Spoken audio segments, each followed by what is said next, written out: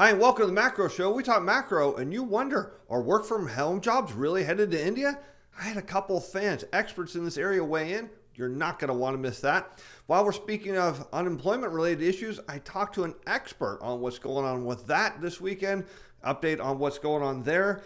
We've got how hedge funds managers are positioned, what's going on in the bond market today. I mean, why were treasuries dumping? I got an opinion on that. What's the word about central banks tapering? Does this mean the Fed's going to start tapering next too? I'll give you my opinion on that as well. This afternoon, I'm sitting down with Martin North to take a little walk around the world. And for those of you who've been asking about, hey, here's my email. I'm ready to sign up for Momentum Timer Pro. Hang tight.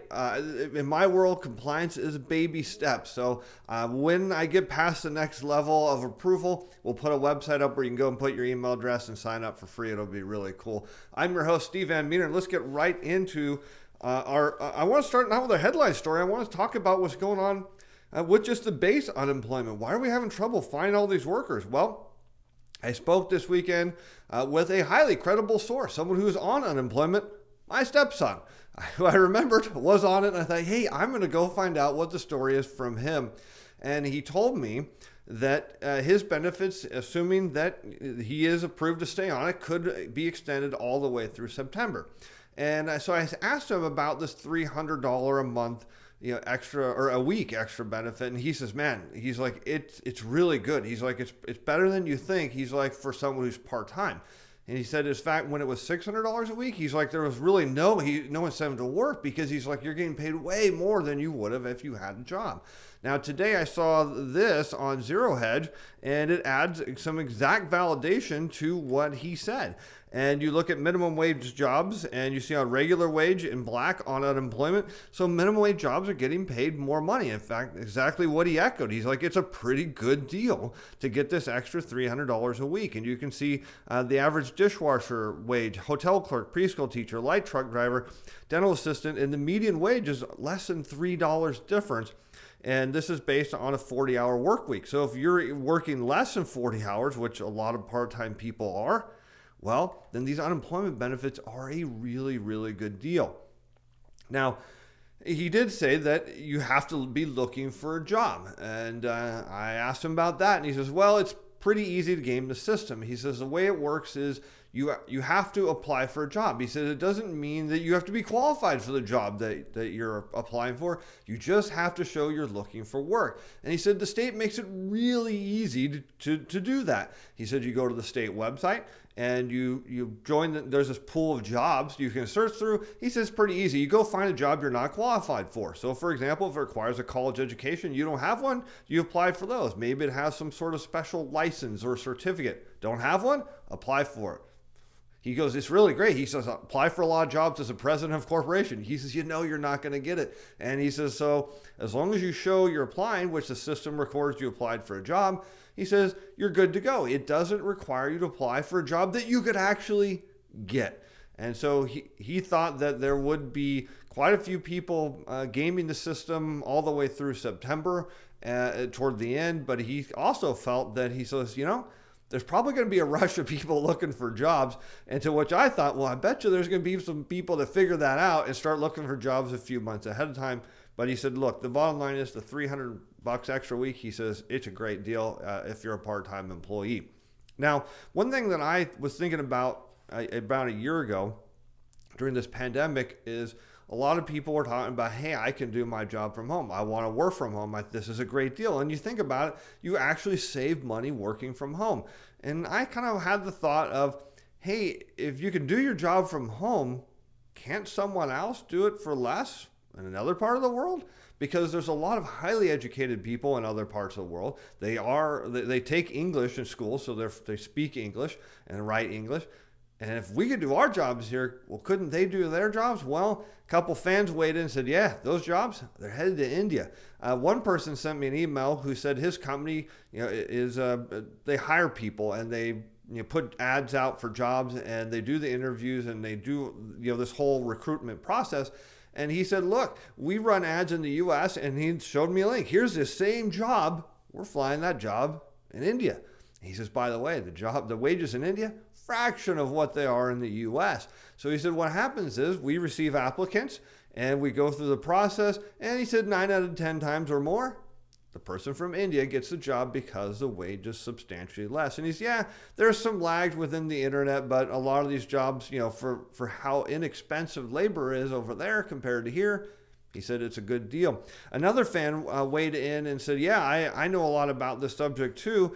He said the reason you see all these job postings is due to the H-1B compliance regulations. He said, so if a job gets posted in the U.S. and there's no one that applies for it after a certain period of time, I don't remember if it was a couple weeks or months what he said now all of a sudden you can accept applications for people with visas.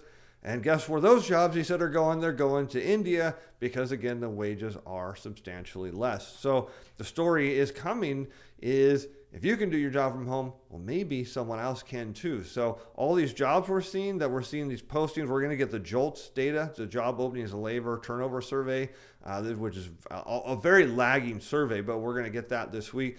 It shows a lot. It'll probably show a lot of job openings, but apparently they don't really matter that much. All right, so let's talk about what's going on with this taper news. So believe it's a Bank of Canada, ECB, European Central Bank, and Bank of England, which are tapering their bond purchases. And that's getting people excited. Say, okay, here comes the Fed's next. The Fed's going to taper. And the Fed's been very clear. We're not tapering. Now, Brent Johnson of Santiago Capital weighed in on this topic this weekend and said, look, part of the issue is all these other central banks are hitting near 50% of their total outstanding bond issuance. He's like, they don't have a lot of latitude to buy more. True. Here's another reason that a lot of people aren't thinking is the world wants a relatively strong dollar. It's kind of like, Goldilocks and the three bears. You don't want it too hot, too cold. You want it just right. And that's the same with the dollar is you don't want it too high, but you don't want it too low like it is now. You want it just right. It needs to be higher. So how would you fix that if everyone's doing QE?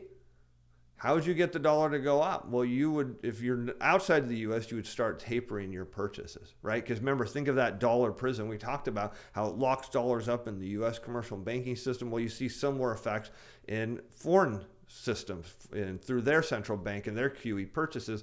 So what would they do to have the opposite effect, to let their currencies appreciate against the dollar? You do less QE.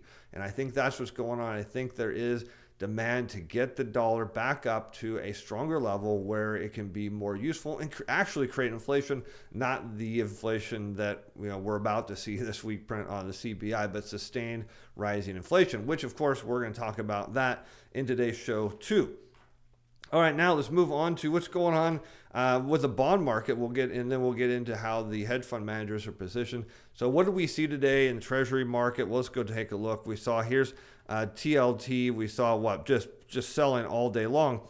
Now, you may not have known this, but Amazon issued $18.5 billion worth of bonds today. And believe me, the demand for corporate debt right now is much higher than it is for Treasuries.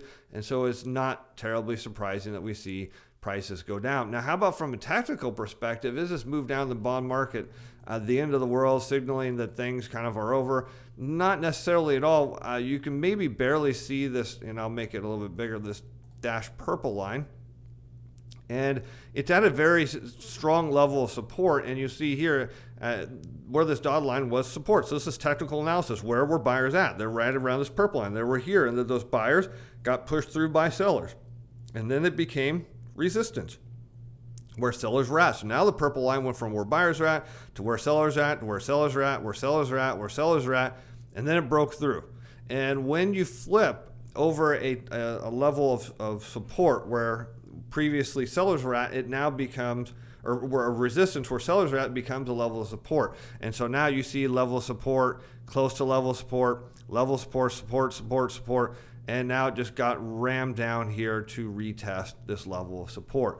Was this possible? Yes. Was it likely? Now, hard to say. But what I can tell you is after this move here on the payroll report, wait till we look at how hedge fund managers are positioned. You're going to see they probably got excited about people selling against this inflationary payroll report and have just kept the ball rolling, because there's some other things going on this week in the name of a 30-year bond auction that's coming up. and the CPI print. So we'll look at that in a little bit. Let's take a look at the economic data. I don't think we have a whole lot there before we get into how hedge fund managers position. We've got Australian retail sales up 1.3%. This is a fantastic month-over-month number. This you would expect to drive the year-over-year up. Maybe we'll talk to Martin North about what's going on in Australia.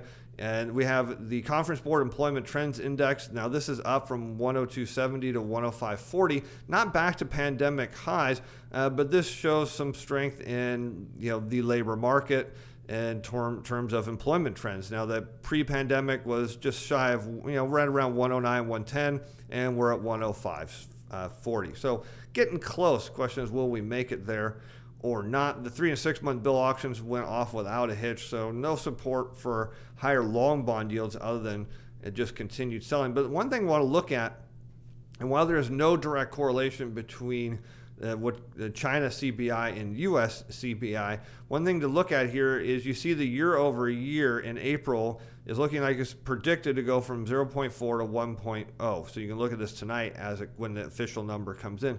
But look at the month over month. It went from minus 0.5 to minus 0.2. So what does that tell you is whatever these year over year base effects from countries being shut down, when you get a negative month over month, well, that tells you that the CPI on the year over year is not going to hold those numbers. So keep an eye out Wednesday for the US CPI. Of course, we'll talk about that in the show.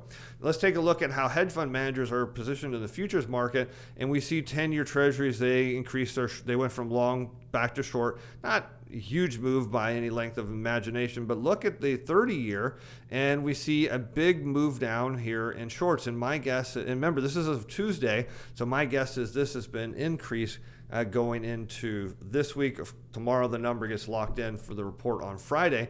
And from our buddy Stefan at Skyway Asset Management, here he shows the net shorts going down, just what we saw there on Hedgeopia, and shows that. And then he says the total futures, though, total net longs to short across the board from all different positions, from commercials, non-commercials, and dealers, is still net long to him. That's still constructive for a bottom and a rally in bond prices. And then he runs it, same report, TLT, and he's got that against 2 years, which he says is slightly net short. 5 year, then again, these are total positioning. 5 years are net long, 10 years are net long, 30 long bonds net long. So again, from his view, this is constructive of what looks to be a bottom in the bond market. How about looking at crude oil? No major change there in positioning, and we'll go on. The S&P 500 market is now looking net short again. That's been bouncing around. Euro, we're seeing an increase in euro. I can tell you this has to do with CTA positioning as part of this move higher. And so what should we expect? A move lower in the dollar. What have we seen? We talked about this on the chart show, Sunday night chart show on Sunday. Yep, we see a weaker dollar, and part of that being is demand for the euro. Gold futures, despite a rally in gold, we're seeing speculative positioning back off. Usually that leads to lower gold prices. Again, part of the rally in gold is rising euro, weaker dollar. That's helping out a lot. How about the NASDAQ? Tech stocks remain net short. Biggest sell-off is today was in the tech stocks. And Russell 2000 remains net short. And how about the dollar? They're backing off their long, not a big move off their longs, but they're slowly backing off their longs. Again, between that and the euro going higher, makes perfect sense that the dollar is going to head lower. And then last, volatility futures, the VIX, pretty much unchanged over last week. Now let's talk about the CPI real quick here. And due to base effects, we're likely to see a big print. In fact, the estimate for the CPI on a year over year is plus 3.6%. Now that's huge. Fed already says, don't worry, there's a 1% base effect in there. So are we going to get a bigger number? Probably. Is this close to the peak? Remember, we had some opinions that it's either this month or next month. So either April's data or May's data that's going to be the peak. One thing I want you to look at is crude oil. So here we have the consumer price index on a year over year in blue, and here we have crude oil in red. And if you go back to a year ago, where was that bottom in crude? April 20th. And so the year over year, now we know that the CPI is not perfectly correlated with crude oil, but we know energy prices make up quite a bit of it. So if you're looking for a base effect, if you're looking for a big year over year increase, guess what you're going to see? You're going to see it in crude. Due to the crude oil bottom here, and going up. Now, after that, you get into May, and you see pretty decent recovery. So, the inflation expectations from crude building into this are going to massively ease by May. The key to what we're going to look for in the data on Wednesday when we have the show is what's the month-over-month data. We're going to see the money multiplier, driving down or putting downward pressure on, say, the core CPI or other parts of the CPI to say, yeah, this is transitory, as we believe that the data says it will be. Anyways, with that, I again appreciate all of you being fans. We will be looking forward to the Wednesday chart show. Got 30-year long bond auction on Thursday, 10-year on Wednesday.